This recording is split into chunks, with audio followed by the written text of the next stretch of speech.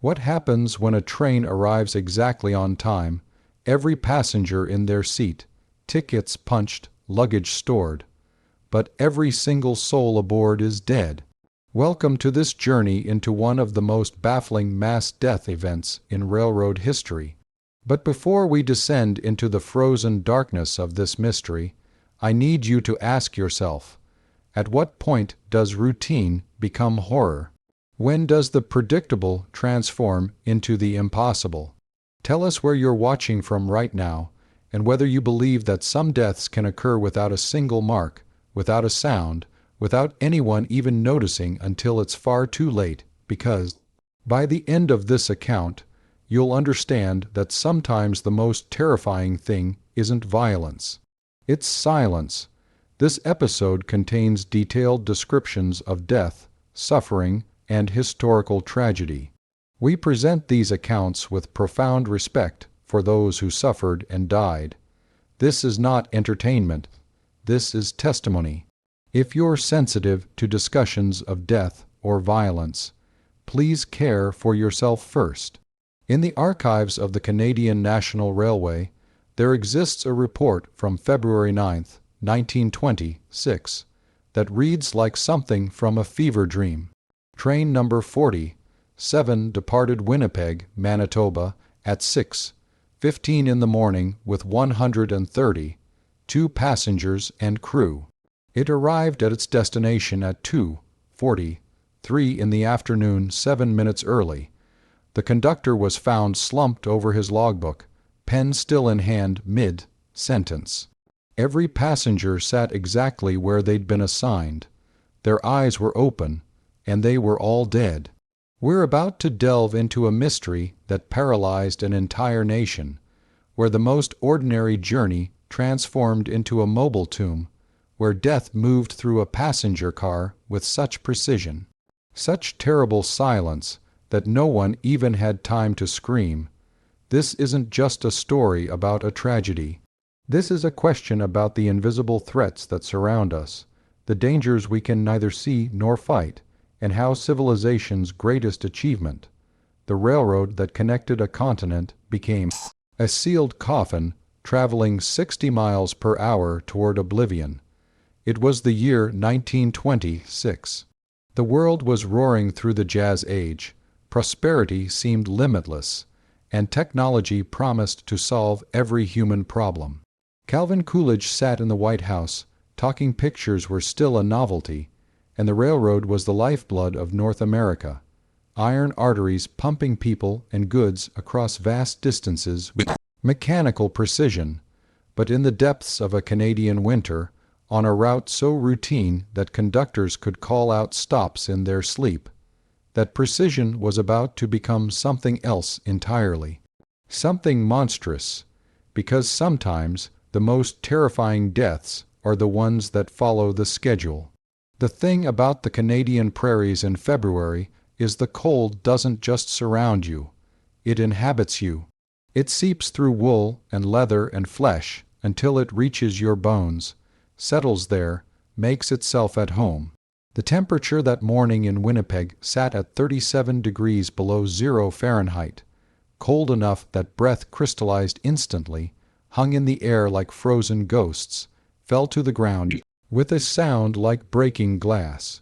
But inside Union Station, warmth radiated from coal-fired radiators, steam rose from coffee urns, and the great terminal building hummed with the peculiar energy of a Saturday morning in winter. People desperate to go somewhere, anywhere, to escape the crushing monotony of a prairie freeze that had lasted, by that point, 42 consecutive days.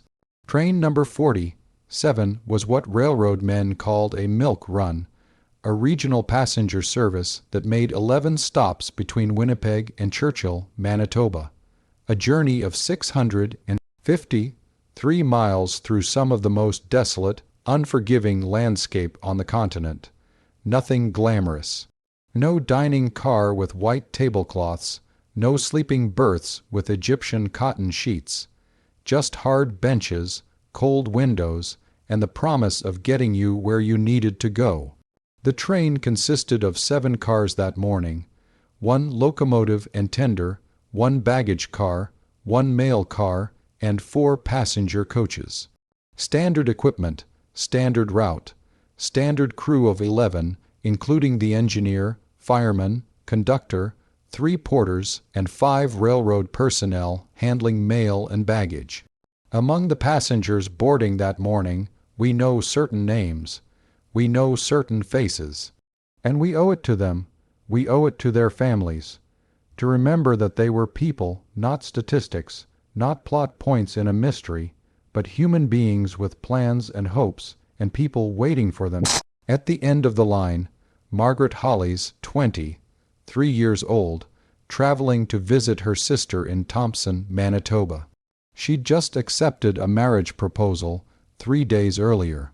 Her fiancé would later say she couldn't stop smiling when she boarded, showing everyone the modest ring on her finger, talking about June wedding plans. Arthur and Elizabeth Winters, married 47 years, traveling to Churchill to see their first grandchild. They'd saved for 2 years to make this journey. Arthur had worked as a grain elevator operator his entire life. Elizabeth made the finest pierogies in Winnipeg, according to her church congregation. Thomas Brightwater, a Cree trapper returning home to his settlement after selling furs in the city.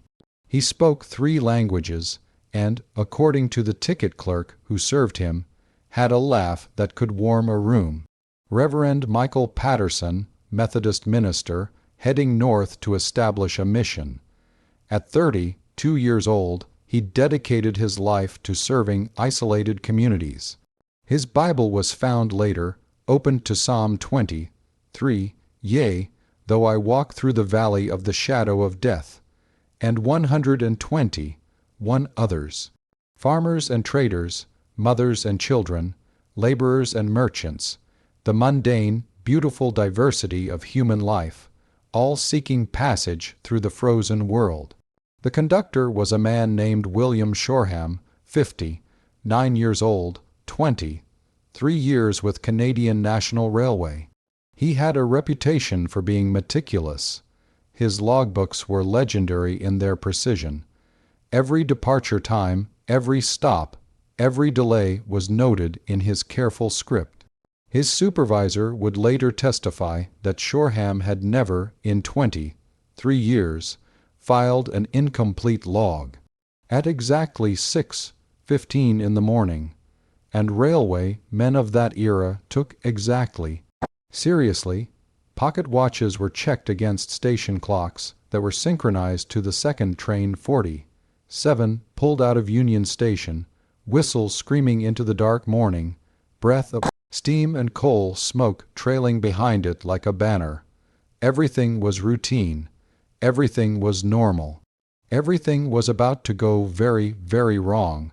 But here's the thing that still haunts investigators. We don't know when. The route north from Winnipeg follows what the Cree people had called the Ghost Trail, a path through territory so remote, so hostile to human habitation, that even the indigenous peoples who lived there for thousands of years approached it with caution. Forests of black spruce stretched in every direction, skeletal trees clawing at a sky that stayed dark 18 hours a day in deep winter.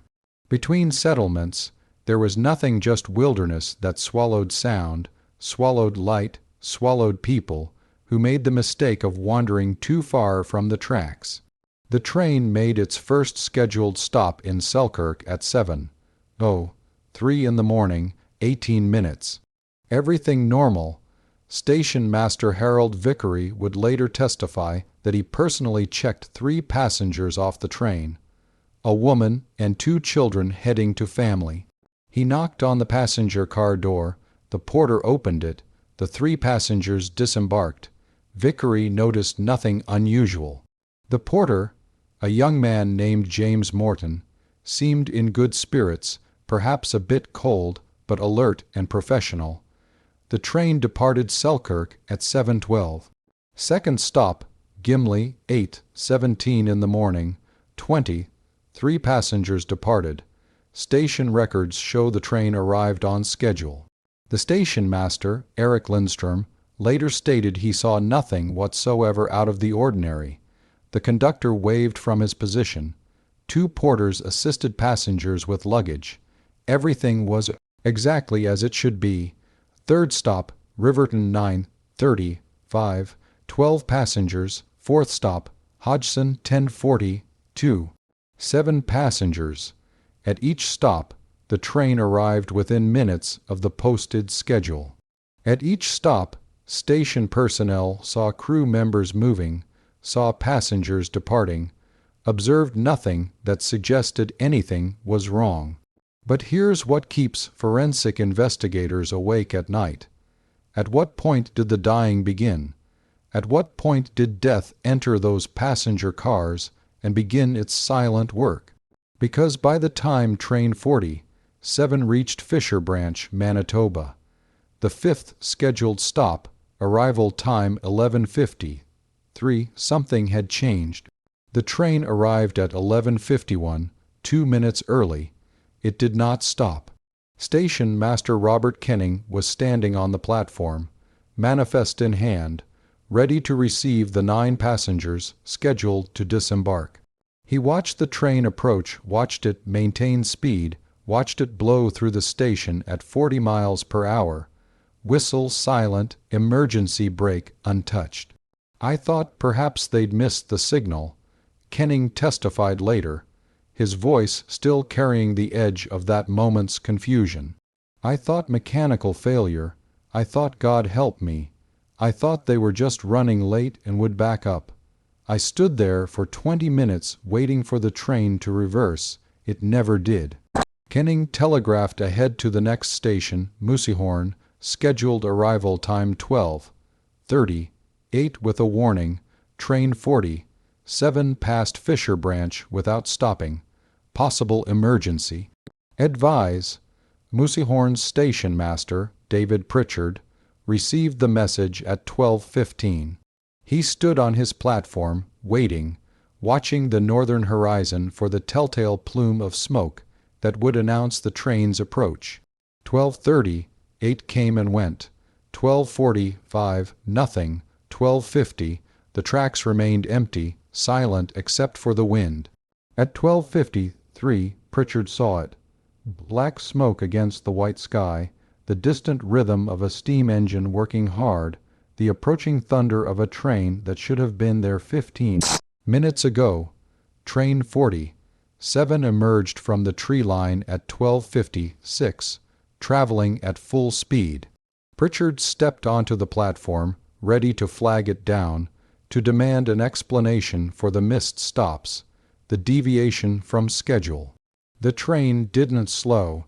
Pritchard later described what he saw in those few seconds as the passenger cars flashed past. Windows frosted over on the inside, which struck me as odd given the steam heat. I caught glimpses of passengers. At least, I thought they were passengers sitting in their seats, very still, unnaturally still. I remember thinking that they looked like wax figures, like mannequins, and the porter. I saw him through the window of the rear car. He was standing in the aisle, one hand on a seat back, and he wasn't moving. He was just frozen there. The train vanished into the southern tree line, heading toward Gypsumville, the 7th stop on the route. Pritchard sent an urgent telegraph. Train 47 passed Moosehorn at high speed without stopping. Crew unresponsive. Possible hijacking or medical emergency. Alert all stations and dispatch emergency response. And that's when the real panic began. In 1926, communication moved at the speed of electricity, but response moved at the speed of horses and automobiles struggling through snow-choked roads. The Royal Canadian Mounted Police Detachment in Hodgson received word at 1:17 in the afternoon. Constable Raymond Hughes immediately understood the gravity. A runaway train, crew incapacitated, barreling through the wilderness with over 100 souls aboard. But runaway wasn't quite accurate, because the train was maintaining speed, maintaining schedule, following the tracks with perfect precision. Whatever was wrong, it wasn't mechanical failure. The engineer was still at the controls somehow. The fireman was still feeding the boiler somehow. Or they had been, at some point. The question was, what point? Gypsumville Station, scheduled arrival 1:43. Station Master Thomas Blackwell was ready, warned by telegraph, standing on the platform with 3 local constables who'd been hastily assembled. The plan was simple: flag down the train, board it by force if necessary, assess the situation, render aid. Train 47 arrived at 1:41, 2 minutes early. It didn't slow. Blackwell made a decision that would haunt him for the rest of his life. He threw himself at the moving train, catching the rear platform railing as the last passenger car swept past. The metal was cold enough to tear skin, but he held on, pulled himself up onto the platform, grabbed the door handle. It was locked from the inside. Through the small window, Blackwell could see into the passenger car. What he saw made him lose his grip, made him fall back onto the platform, made him stand there gasping as the train accelerated away from the station. They were all sitting there. He testified 9 days later at the inquest, his hands still bandaged from frostbite. Every seat occupied, men, women, children, all in their seats, but they weren't moving, not breathing, not shifting, not even swaying with the motion of the train, and their eyes. He stopped here, according to the court transcript, unable to continue for nearly a minute. Their eyes were open, all of them, every single person I could see, just staring straight ahead with their eyes open. Emergency telegraph messages now flew in every direction. To the Winnipeg Railway Headquarters, to RCMP Central Command, to the next station down the line, Broad Valley, with instructions that bordered on desperate: stop train 47 by any means necessary, possible mass casualty event in progress. Broad Valley didn't have the equipment to stop a moving train. No station did, short of sabotaging the tracks, and the risk of derailment, of turning a tragedy into a catastrophe, was too great. So they let it run, past Broad Valley at 2:11, past Thicket Portage at 2:29, past Piquetone at 2:36. Each station master reported the same thing: train on schedule, moving at normal operating speed, no response to signals, no signs of distress, but something wrong in the way it looked, in the way it felt, in the way the frost seemed to coat the windows from the inside. Churchill Station, the end of the line, received the final telegraph at 2:15, train 47 approaching. All passengers and crew presumed incapacitated or deceased. Prepare emergency medical response. Clear the station. Do not approach until train has completely stopped and been secured. The entire town turned out, population of 783 at that time. Railway workers, RCMP officers, the town's 2 doctors, nurses from the small hospital, clergy from both churches.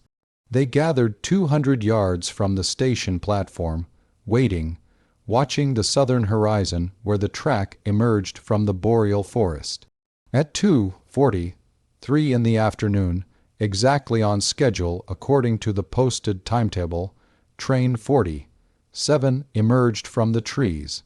It was traveling at approximately 30 miles per hour, the correct speed for approaching a terminus station. Steam rose from the locomotive in steady rhythm. The mechanical symphony of a working train filled the frozen air, the chuff of pistons, the grind of wheels on rails, the hiss of pressure valves. Everything normal, everything precise, everything dead. The train rolled toward the station with the inevitability of a hearse approaching a grave. 200 yards out, witnesses reported that the whistle should have blown. That was standard procedure. The whistle remained silent 100 yards. The emergency brake should have engaged. It didn't. 50 yards. People began to scatter, fearing the train would crash through the end-of-line buffer. At 20, 3 yards from the buffer, the train's brakes engaged with a metallic shriek that witnesses compared to a scream. The wheels locked. The train shuddered, swayed, fighting momentum and physics and the terrible weight of all those silent passengers. It stopped with the front of the locomotive 3 feet from the buffer, precisely where it should have stopped, as if an invisible conductor had calculated the exact moment to apply the brakes, had executed the maneuver with professional perfection. For nearly a full minute, no one moved. The train sat there, breathing steam into the Arctic air, its mechanical heart still beating, while 783 people stood frozen, terrified to approach, terrified to confirm what they already knew. Dr. Edmund Walsh, the town's senior physician, was the first to brake. He grabbed his medical bag and ran toward the locomotive, boots cracking through ice, breath trailing behind him. He climbed into the engineer's cab, and he found them. Engineer Robert McNamara, 40, 7 years old, father of 5, 20, 1 years with the railroad. He was slumped over the controls, left hand still gripping the throttle, right hand resting on the brake lever. His eyes were open, staring at the gauges he'd monitored 10,000 times before. His skin had a waxy, pallid quality that Dr. Walsh later described as corpse-like, but without the usual signs of rigor mortis or lividity. There was no blood, no wounds, no signs of violence or struggle. Fireman Joseph Kincaid, 32 years old, married 3 months earlier. He was collapsed on the floor of the cab beside the firebox, coal shovel still gripped in his right hand.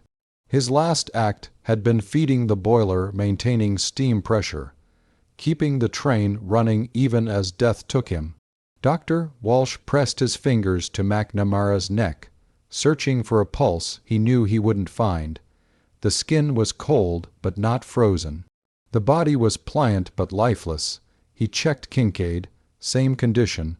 Walsh climbed down from the cab and walked to where the RCMP officers waited. "They're gone," he said simply, "both of them. I don't know how long, but they're gone." The baggage car was next. 2 railway workers, both dead, both still standing in positions that suggested they'd been in the middle of tasks when death arrived. One was reaching for a piece of luggage. The other was writing on a manifest sheet. The pen had fallen from his hand, but the manifest showed half-completed words, trailing off into illegibility. The mail car, 3 postal workers, all dead. One was sitting at a small desk, sorting letters. The letters were still in his hands. 2 others were collapsed near the mail sacks. No trauma, no explanation. And then they reached the passenger cars. This is where the account becomes difficult. This is where we must balance the need to understand with the need to respect the dead, to honor their dignity even in describing their end. The first passenger car contained 34 people, all dead, all still seated. They sat in their assigned places as if waiting for the next stop, for the porter to announce their arrival, for the journey to continue. A child, later identified as Timothy Bradford, age 7, was slumped against his mother, a rag doll still clutched in his small hand. His mother, Sarah Bradford, had one arm around him, frozen in a protective embrace that death had not interrupted. An elderly man had a newspaper open on his lap, reading glasses still perched on his nose. The newspaper was dated February 9, 1926, that morning's edition. He hadn't finished the article visible on the page. A young couple sat together, the woman's head resting on the man's shoulder. They would later be identified as newlyweds, married less than a week, traveling to Churchill to begin their new life. In death, They maintained the intimate closeness of the living, no screaming faces, no expressions of agony or terror. Just stillness, a stillness so profound, so absolute, that the rescue workers found themselves speaking in whispers, as if afraid to disturb some terrible sleep. Dr. Walsh moved from body to body, checking for vital signs that were obviously absent, looking for any indication of what had killed them. He found nothing, no foam at the mouths suggesting poisoning, no facial cyanosis suggesting asphyxiation, no petechiae suggesting strangulation or suffocation. The bodies showed no external signs of trauma whatsoever. The second passenger car, 30, 1 dead, the third, 20, 8 dead, the fourth, 20, 6 dead. 130, 2 souls had boarded train 40, 7 in Winnipeg that morning. 130, 2 souls were still aboard when it reached Churchill. All dead, but here's the detail that transformed this from tragedy to impossibility, from disaster to mystery. They hadn't all died at once. The investigation began immediately, led by Inspector Charles Merchant of the Royal Canadian Mounted Police and Dr. Edmund Walsh, with support from railway officials, provincial authorities, and within 48 hours, federal investigators dispatched from Ottawa. The bodies were removed with extreme care, each one photographed, documented, examined. The train itself was quarantined, sealed, guarded around the clock while investigators combed through every inch, searching for clues, for explanations, for anything that might answer the central, impossible question: how did 130, 2 people die without a mark, without a sound, without anyone even noticing until it was too late? The logbook provided the first critical piece of the puzzle. Conductor William Shoreham's final entry was written at 10:20, 7 in the morning. The handwriting was steady, professional, identical to every other entry he'd made over the preceding hours. Hodgson departed 10:42, 50, 3 passengers remaining. Weather clear, temperature -34 degrees, steam pressure optimal, all systems operational. Next stop Fisher Branch, estimated arrival. The sentence ended mid-word. The pen had fallen, leaving a small ink blot on the page. 10:20, 7 in the morning, but the train had passed through Fisher Branch at 11:50, over an hour later.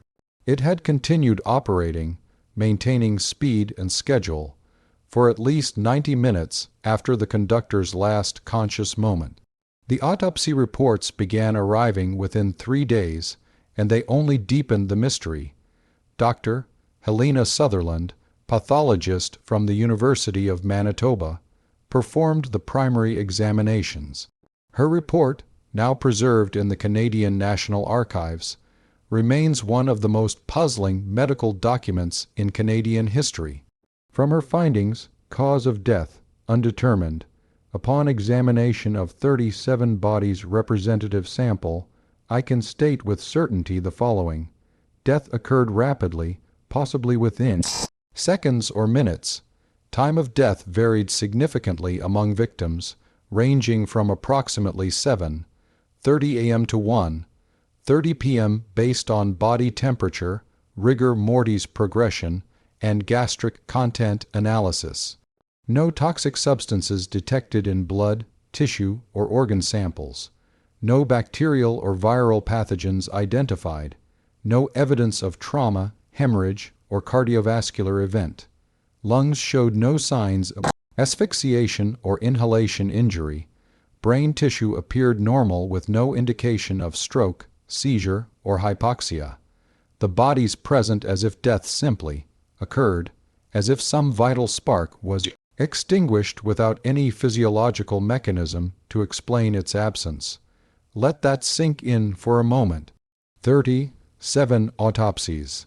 The finest medical minds in Canada examining tissue samples, running toxicology screens, searching for anything: poison, disease, carbon monoxide, gas leak, anything, and finding nothing. The victims had simply stopped being alive, but they hadn't all stopped at the same time. Forensic reconstruction of the timeline revealed something that defies comprehension. The first deaths likely occurred around 7:30 in the morning, approximately 1 hour and 15 minutes after departure from Winnipeg. This would have been between the Selkirk and Gimli stops. Based on body temperature and lividity patterns, investigators estimated that 6 to 9 passengers in the rear passenger car died during this window. The train continued, stopped at Gimli on schedule, passengers disembarked. Station personnel noticed nothing wrong. Additional deaths occurred between 8:30 and 9:15, the window between Gimli and Riverton. Perhaps 15 to 20 more passengers. Still, the train stopped at Riverton. Station master logged it as a normal stop. By 10 o'clock, an estimated 40 to 50 passengers were dead. The train stopped at Hodgson, made its scheduled pickups and drop-offs, departed on time. Conductor Shoreham made his final log entry at 10:27. He died sometime in the next 15 minutes between Hodgson and Fisher Branch. But the train didn't stop, didn't slow, maintained schedule with mechanical precision even as death spread through the passenger cars like invisible fire. The engineer and fireman died last, based on autopsy findings likely between 1 and 1:30 in the afternoon, perhaps only 15 or 20 minutes before the train reached Churchill. They'd kept the locomotive running, kept the schedule, kept their duty even as everyone behind them perished. And here's what makes this detail so profound, so horrible: they must have known. McNamara and Kincaid must have realized something was desperately wrong. Perhaps they heard the silence, the absence of passenger chatter, of children playing, of normal human noise from the cars behind them. Perhaps they checked on the passengers during routine stops and saw something that terrified them, but they kept going. They kept the train running, they maintained the schedule. Why? A diary was found in Joseph Kincaid's personal effects, recovered from his small apartment in Winnipeg. The final entry, dated February 8th, the day before the journey, read, "Tomorrow we make the Churchill run. Bobby Robert McNamara says it'll be routine, just like always. But I've got this feeling, can't explain it, like something's waiting out there in the cold. Probably just nerves, probably nothing. But I told Mary, his wife, I love her 3 times tonight, just to be sure, just in case the ice and the dark and the distance decide to keep me. Prescient, coincidence, we'll never know." But the investigative team did know one thing. Whatever killed these people moved through the train systematically, from rear to front, taking them gradually, silently, without panic or resistance. The leading theory, the only theory that attempted to explain the evidence, was carbon monoxide poisoning from a malfunctioning heating system. Except it didn't fit. Carbon monoxide leaves distinct signs: cherry, red lividity in the skin, carboxyhemoglobin in the blood, specific patterns of tissue damage. The victims showed none of these markers. Additionally, carbon monoxide would have killed everyone simultaneously once concentration reached lethal levels. It wouldn't have taken them gradually over 6 hours. Gas leak, natural gas from lighting systems, same problem. No chemical markers, no progressive death pattern that made sense. Infectious disease, no fever, no inflammation, no pathogen detected in any tissue sample. And diseases don't kill within seconds. They produce symptoms first: coughing, weakness, delirium. Witnesses at the early stops reported passengers who appeared perfectly healthy moments before disembarking. Toxin in the food or water. No shared meals were served on this particular run. Passengers brought their own food. Different sources, different preparation, different contents. Yet they all died the same way. Mass psychogenic illness. Impossible. You cannot think yourself to death within seconds, and certainly not in a pattern that correlates with physical position in a train car. Murder? By whom? How? The crew was dead too. No weapon, no method, no motive that explained the systematic progression of death through the cars.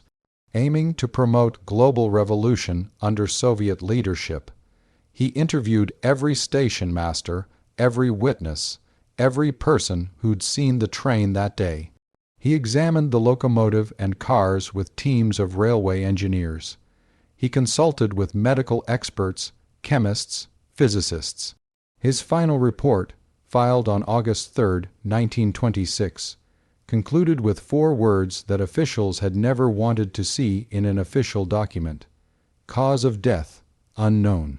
But the story doesn't end with an unsolved mystery and closed files. It ends with the aftermath, with the ripples that spread from that terrible day, with the lives shattered by inexplicable loss. The families of the victims gathered in Winnipeg on February 23rd for a mass funeral. 130, 2 coffins lined up in the railway station where the journey had begun 14 days earlier. The bishop who presided later said it was the only funeral where he'd seen people weeping not just from grief, but from fear. Fear that death could come so silently, so suddenly, without reason or warning. Margaret Hollis's fiancé never married. He visited her grave every Sunday for 47 years until his own death in 1973. Her engagement ring was buried with her. He'd insisted on it, saying she was wearing it when she left me. She should be wearing it when I meet her again. The Winters family, the grandchild they'd been traveling to see, lived to be 91 years old and never once rode a train. My grandparents died going to meet me, she said in a 2007 interview. How do you reconcile that? How do you live with being the destination for someone's death? Thomas Brightwater's Cree community held a traditional ceremony, burning sage and cedar, singing songs meant to guide lost spirits home. The ceremony lasted 4 days, 1 day for each passenger car, and elders later reported that they felt the presence of cold spirits, confused spirits, spirits who died without understanding why. Reverend Patterson's Bible was returned to his seminary.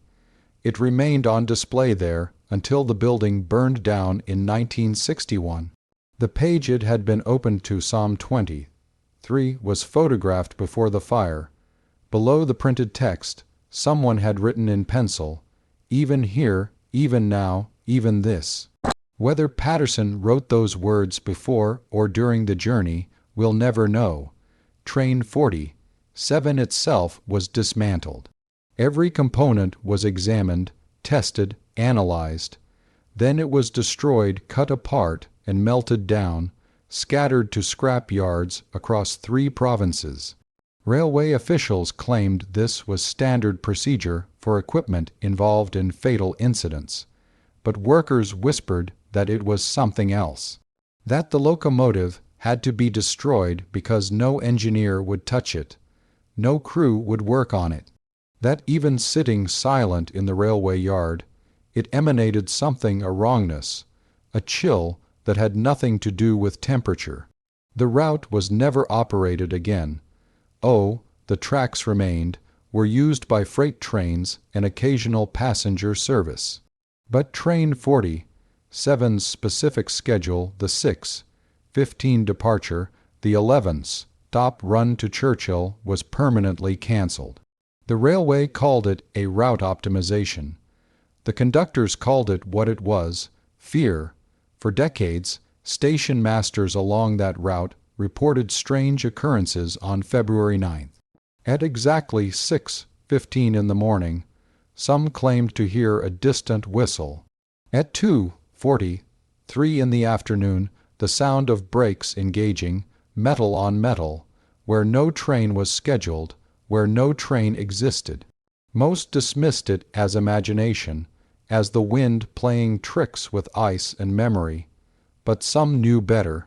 In 1963, a graduate student at the University of Manitoba named David Chen became obsessed with the case. He spent 3 years researching, interviewing the few remaining witnesses, combing through railway archives and medical records that most people had forgotten existed.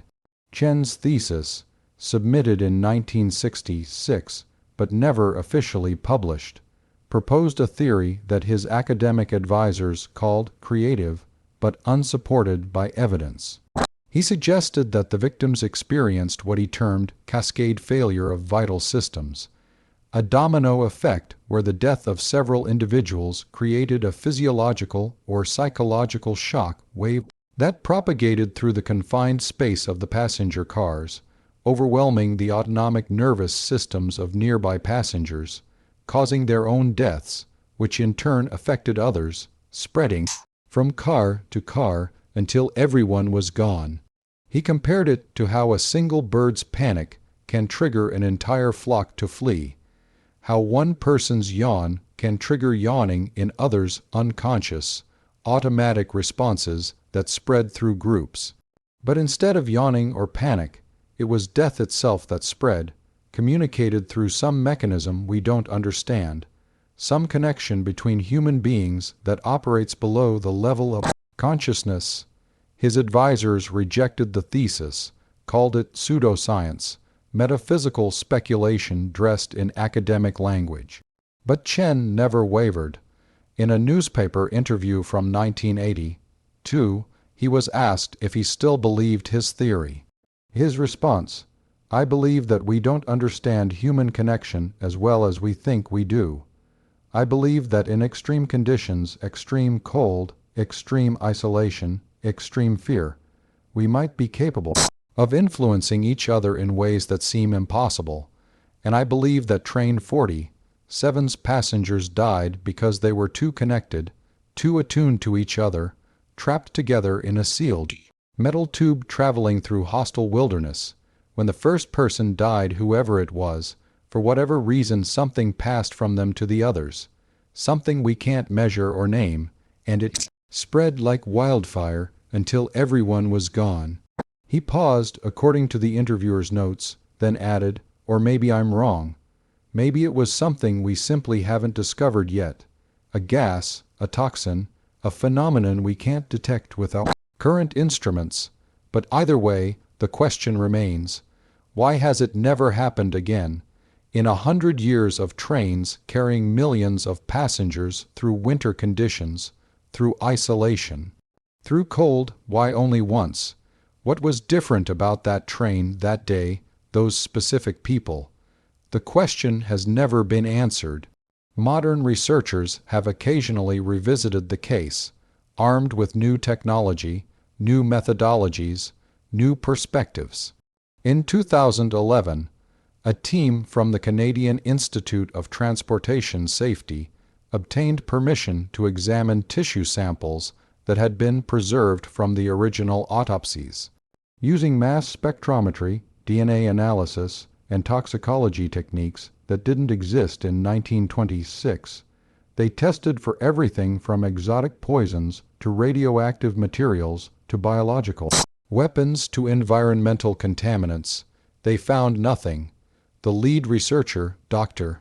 Sarah Pemberton, published her findings in the Journal of Forensic Sciences with a conclusion that echoed Inspector Merchant's report from 85 years earlier.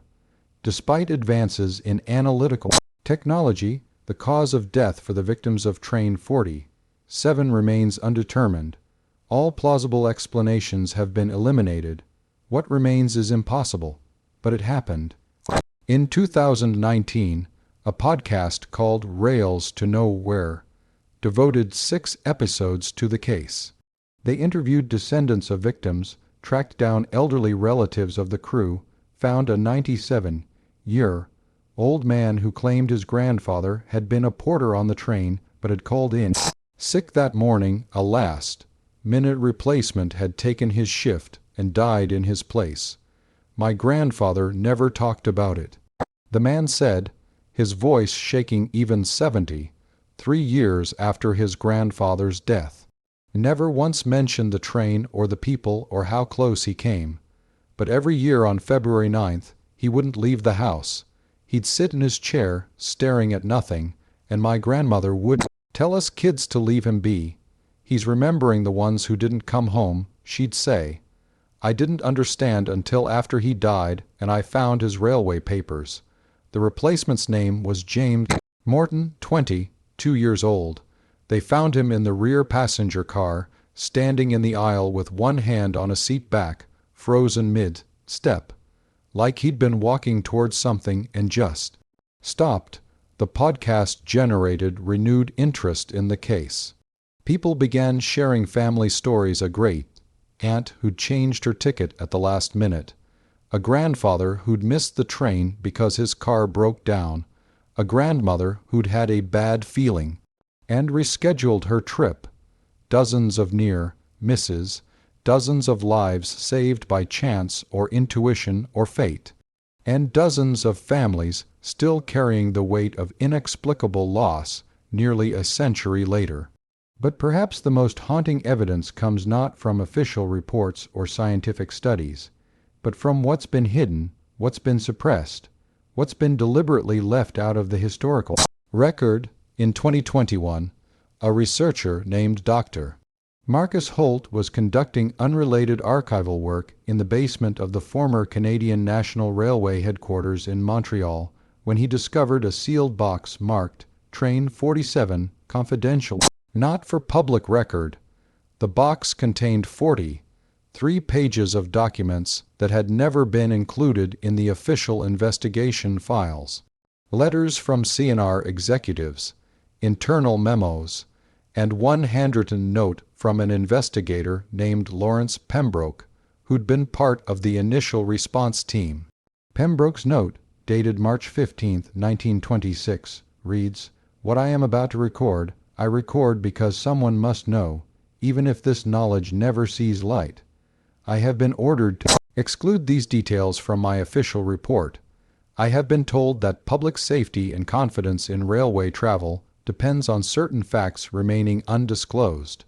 When we examined the locomotives on February 9th, we found the steam pressure gauge reading in the normal operational range, but the firebox temperature was 417 degrees below what would be required to maintain that pressure. The physics don't work. The boiler should have been cold, the steam depleted, within an hour of the fireman's death. Yet the train maintained full steam for at least 90 minutes after Joseph Kincaid died. We found the throttle set at precisely the position needed to maintain 40 miles per hour on level track. But engineer McNamara's hand was not gripping the throttle, not in death. His fingers were resting on it, barely touching, in a position that would not have been sufficient to hold the throttle in place against the engine's vibration. We found the brake lever engaged at exactly the right moment to stop the train 3 feet from the buffer. But McNamara had been dead for at least 15 minutes at that point. The brake application required 230 pounds of force. A dead man cannot apply 230 pounds of force with precision timing. When I pointed these inconsistencies out to Chief Inspector Merchant, he looked at me with eyes that held a fear I had never seen in a man of his experience. Some things, he said, cannot be explained within the framework of what we know to be possible, and some things, if made public, would shatter people's fundamental sense that the world follows rules. We have 130, 2 dead with no cause. That's tragedy enough. We don't need to add impossible to the equation. But the truth remains, Train 47 should have stopped running long before it reached Churchill. It should have lost steam, lost speed, coasted to a halt somewhere in wilderness. Instead, it arrived on schedule, as if piloted by a ghost crew, as if death itself had learned to operate a locomotive. I will include none of this in my official report, but I write it here so that somewhere, in some archive, the full truth exists, even if it's never believed. Dr. Holt published these findings in 2020, too. The railway industry's official response was that Pembroke's notes represented unverified speculation during a traumatic investigation, and should not be considered credible. But the implications remain. If Pembroke's observations were accurate, then Train 47 didn't just carry dead passengers to their destination. It drove itself there, as if the train itself had become a hearse with a will, a purpose, a terrible duty to complete the route no matter what lay dead behind the engineer's cab. Today, 98 years after that frozen February morning, the case remains officially unsolved. The Canadian government lists it in railway disaster records with the cause noted as undetermined mass fatality event. Medical textbooks occasionally reference it as an example of diagnostic mystery. True crime enthusiasts debate theories in online forums, each explanation less satisfying than the last. But in Churchill, Manitoba, the town where the journey ended, there's a small memorial in the railway yard. 130, two names carved into black granite, arranged not alphabetically, but in the order they sat on the train. The memorial was funded by descendants and installed in 2006, 80 years after the tragedy. At the bottom of the memorial, below all the names, there's an inscription: "They departed in hope. They arrived in silence. May they find peace in whatever mystery claimed them." Every February 9th, someone the town never knows who leaves 130, two white roses at the memorial, one for each victim. The roses appear overnight, already arranged, already perfect, as if placed by invisible hands that remember, that honor, that refuse to let the dead be forgotten. And on that same date, railway employees across Canada observe an unofficial tradition at 2:43 in the afternoon, the exact moment Train 47 reached Churchill. They pause for 1 minute of silence.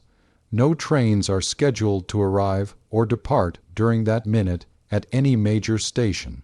It's never been officially mandated, never written into any company policy, but the workers know, they remember. They honor the memory of the crew who stayed at their posts until death itself couldn't stop them from completing their duty. So what really happened on Train 47?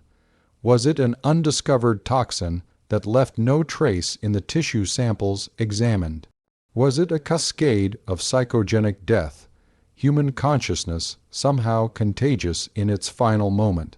Was it an environmental phenomenon we still don't understand, some interaction of extreme cold, confined space, and human physiology that created conditions for sudden, mass cardiac arrest without any of the usual markers? Or was it something else entirely, something that operates at the edge of what we consider possible, something that reminds us that for all our science and certainty, the universe still holds mysteries that can kill without explanation, without mercy, without leaving behind anything but questions and corpses? The truth is, we don't know. We may never know. And perhaps that's the real horror of Train 47, not that death came, but that it came without reason, without warning, without any hope of prevention or protection. That it proved we are more fragile than we imagine, more vulnerable than we want to believe, more subject to forces beyond our control or comprehension than our civilization wants to acknowledge. Because here's what keeps me awake: it could happen again. Right now, at this very moment, millions of people are traveling, on trains, on planes, in buses and cars. They're trusting that the machines will work, that the safety systems will function, that they'll reach their destinations alive. And almost always they do. But Train 47's passengers trusted the same thing. They boarded with plans and hopes and people waiting for them at the end of the line. They expected a routine journey through the cold, nothing more remarkable than watching the frozen landscape slide past their windows. Instead, they became a mystery that has haunted investigators, terrified the public, and challenged every assumption we make about how death works and why. At what point does a routine journey become a death sentence? At what point does the ordinary transform into the impossible? At what point do we stop trusting that tomorrow will follow the same rules as today? For the passengers of Train 47, that point came somewhere between Winnipeg and Churchill, on a route so familiar that conductors could recite it in their sleep, on a train so routine that its schedule was printed in every newspaper in the province. Death didn't announce itself with sirens or warnings. It simply boarded somewhere along the line, took a seat, and began its silent work. And when the train finally arrived, exactly on time as always, it carried not passengers but proof that some questions have no answers, some deaths have no causes, and some mysteries are meant to remain unsolved, terrifying reminders that the darkness doesn't need to explain itself. It just needs to wait for the right moment, the right train, the right frozen morning when the world looks the other way.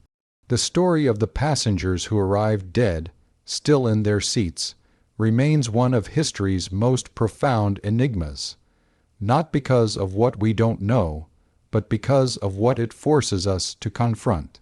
That expertise fails, that science has limits, that death doesn't always follow the rules we've written for it.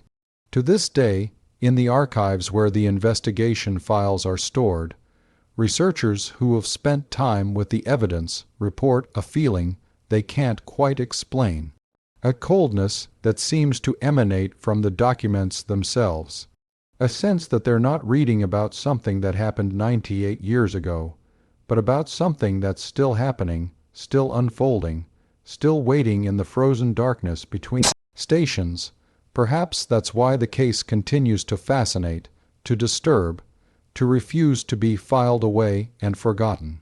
Because somewhere in our collective memory, in the dark places where fear lives and reason fears to go, we recognize the truth that Train 47's passengers discovered, that we are not as safe as we pretend, that death is not as predictable as we need it to be, and that sometimes the journey ends in ways we cannot foresee, cannot prevent, cannot even comprehend.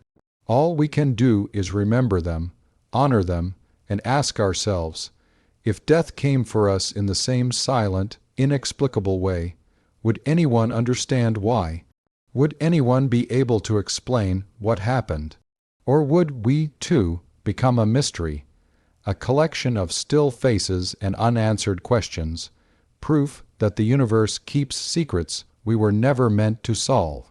And on quiet winter mornings, when the frost coats the windows and the wind howls like a distant train whistle, we might pause and remember 130, two souls who boarded in hope and arrived in silence, their eyes still open, their journey complete, their deaths as mysterious on this day as they were on February 9th, 1926. May they rest in peace, may we learn from their tragedy, and may we never forget that some questions are more important than answers because they remind us that the world is stranger, darker, and more terrible than we dare to believe. If this journey through frozen rails and impossible death has left you unsettled, if you find yourself checking the news for railway accidents you somehow missed, if you're lying awake wondering whether this could happen again, then this channel has more mysteries waiting for you in the shadows. Subscribe if you're willing to confront the darkness that history tries to forget, the tragedies that defy explanation, the questions that refuse to be answered. Leave a like if this account disturbed you in ways you can't quite articulate, if it made you question your assumptions about safety, about mortality, about how much we really understand the world we live in, and in the comments, I need to know, what do you think killed them? Was it an undiscovered poison, a cascade of death spreading through human connection, a supernatural force, or something else entirely? And the deeper question, Would you have gotten on that train if you'd known what waited ahead? Can we ever really know what waits ahead? Until next time, remember the most terrifying mysteries aren't the ones we solve. They're the ones that remind us how little we actually understand about life, death, and the thin line between them. And sometimes, the only thing more frightening than the darkness is the realization that the darkness doesn't need to explain itself. It just needs to wait for the right moment, the right train, the right cold morning when no one is watching. Stay curious, stay skeptical, stay safe.